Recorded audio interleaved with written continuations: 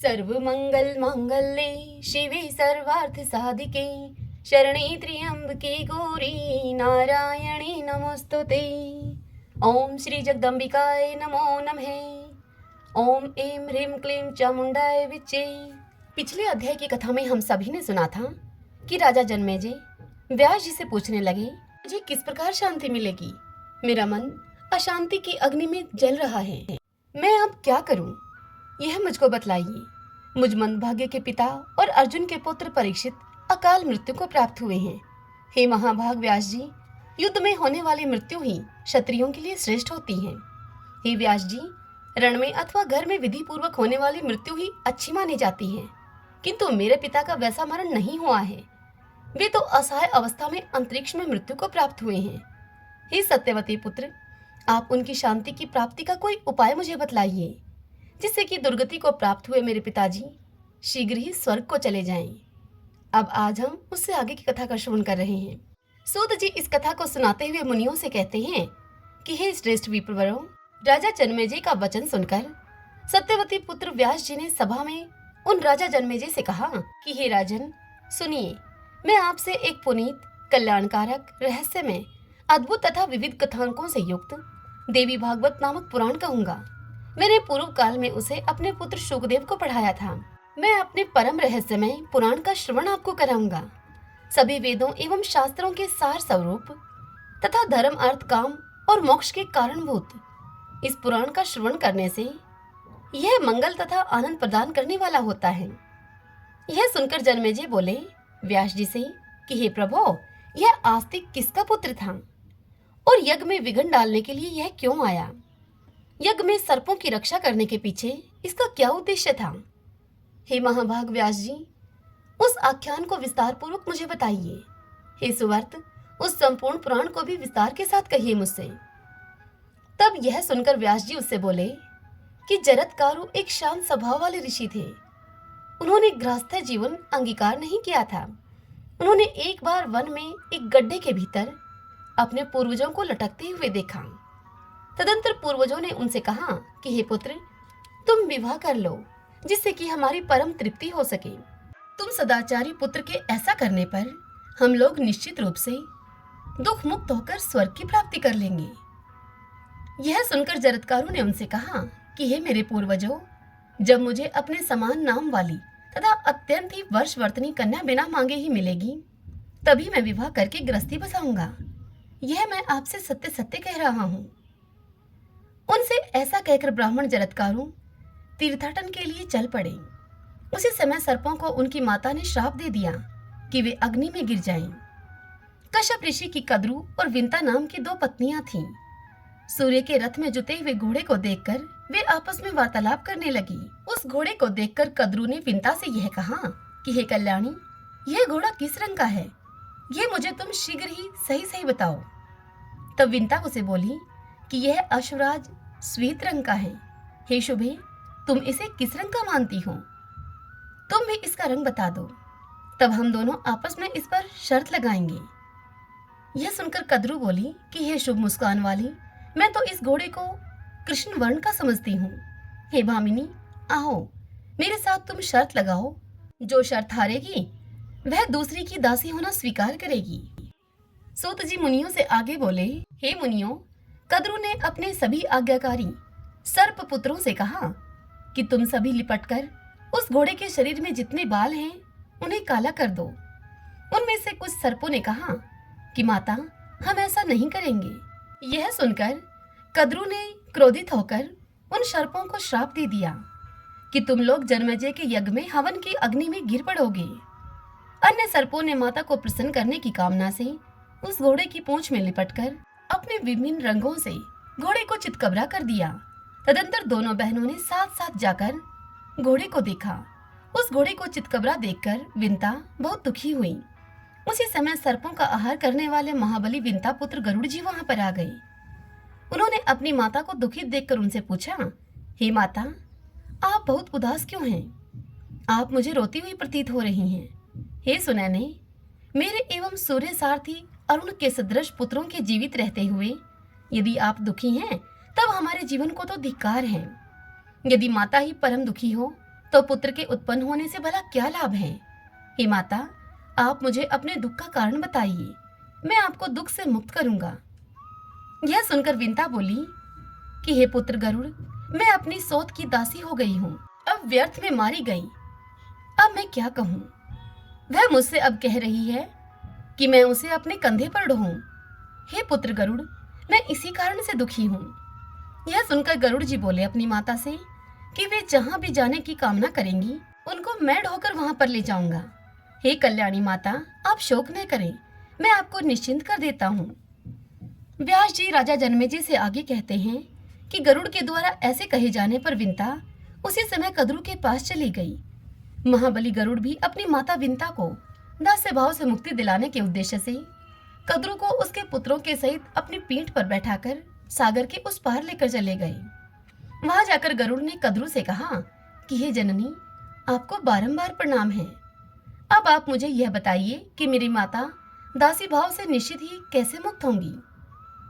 यह सुनकर कद्रु बोली गरुड़ से कि हे पुत्र, तुम स्वर्गलोक से बलपूर्वक अमृत लाकर मेरे पुत्रों को दे दो और शीघ्र ही अपनी अबला माता को तुम मुक्त करा लो। कद्रु के ऐसा कहने पर पक्षी श्रेष्ठ महाबली गरुड़ उसी समय इंद्रलोक गए और देवताओं से युद्ध करके उन्होंने सुधा कलश उनसे छीन लिया। अमृत लाकर गरुड़ ने उसे अपनी विमाता कद्रु को अर्पण कर दिया और उन्होंने विंता को दासी भाव से निसंदेह मुक्त करा लिया।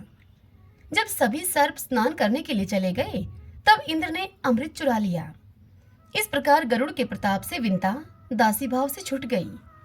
अमृत घट के पास कुश बिछे हुए थे, जिन्हें सर्प अपनी जीवा से चाटने लगे। तब कुश के अग्रभाग के स्पर्श मात्र से ही वे 2 जीव वाले हो गए। जिन सर्पों को उनकी माता ने श्राप दिया था, वे वासुकी आदि नाग चिंतित होकर ब्रह्मा जी के पास गए और उन्होंने वहां जाकर अपने श्राप जनित भय की बात उनसे बताई। यह सुनकर ब्रह्मा जी ने उनसे कहा कि जरत्कारु नाम के एक महामुनि हैं, तुम लोग उन्हीं के नाम वाली वासुकी नाग की बहन जरत्कारु को उन्हें अर्पित कर दो। उस कन्या से जो पुत्र उत्पन्न होगा, वही तुम लोगों का रक्षक होगा। वह आस्तिक इस नाम वाला होगा, इसमें संदेह नहीं है। ब्रह्मा जी का वह कल्याणकारी वचन सुनकर वासुकी नाग ने वन में जाकर अपनी बहन उन्हें विनय पूर्वक समर्पित कर दी।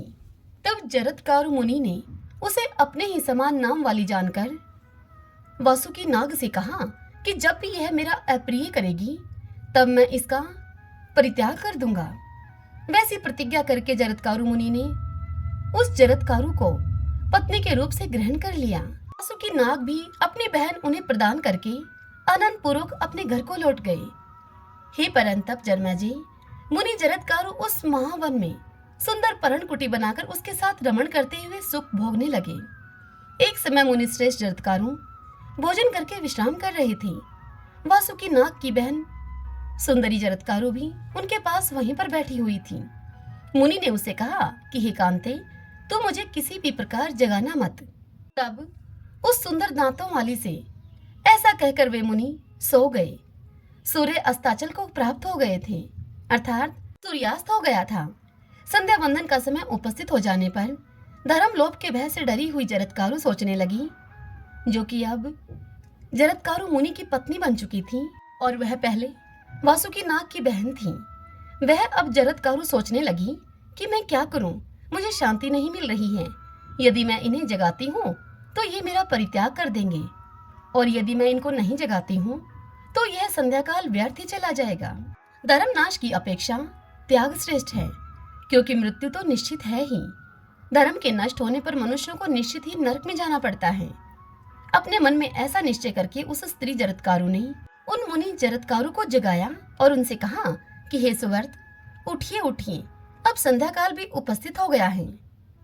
जगने पर मुनि जरत्कारु ने क्रोधित होकर उससे कहा कि अब मैं जा रहा हूँ और मेरी निद्रा में विघ्न डालने वाली तुम अपने भाई वासुकी नाग के घर चली जाओ।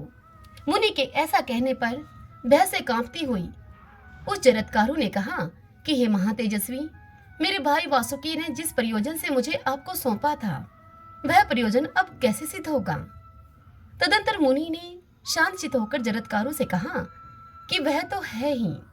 इसके बाद मुनि के द्वारा परित्यज्य वह कन्या वासुकी नाग के घर चली गई।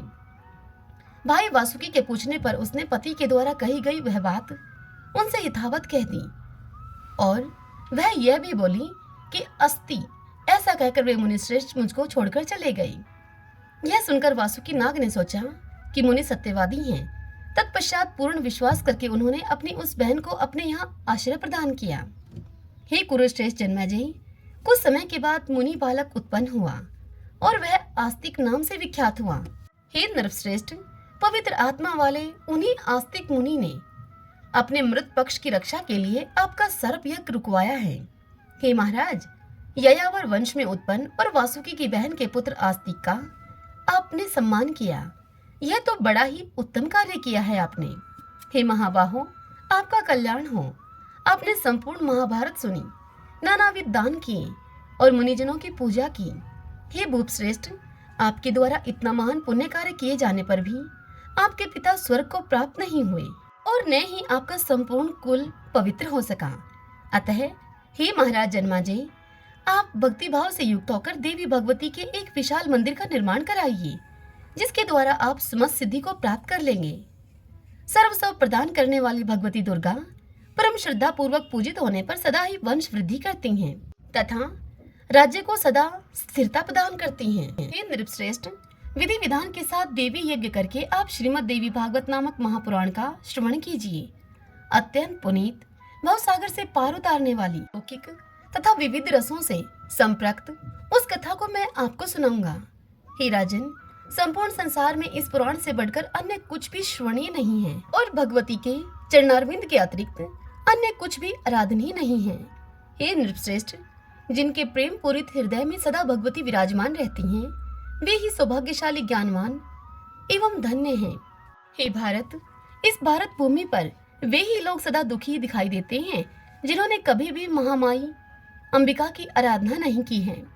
हे राजन, ब्रह्मा आदि सभी देवता भी जिन भगवती की आराधना में सर्वदा लीन रहते हैं, उनकी आराधना भला कौन मनुष्य नहीं करेगा। जो मनुष्य इस पुराण का नित्य श्रवण करता है, उसकी सभी कामनाएं पूर्ण हो जाती हैं। स्वयं भगवती ने भगवान विष्णु के समक्ष इस अति श्रेष्ठ पुराण का वर्णन किया था। हे राजन, इस पुराण के श्रवण से आपके चित्त को परम शांति प्राप्त होगी और आपके पितरों को अक्षय स्वर्ग प्राप्त होगा। ओम नमः चंडिकाय। भक्तजनों, श्रीमद् देवी भागवत पुराण का यह दूसरा स्कंद इसी कथा के साथ पूर्ण हुआ। अब कल से हम तीसरे स्कंद की कथाओं का रसपान किया करेंगे। जय माता दी।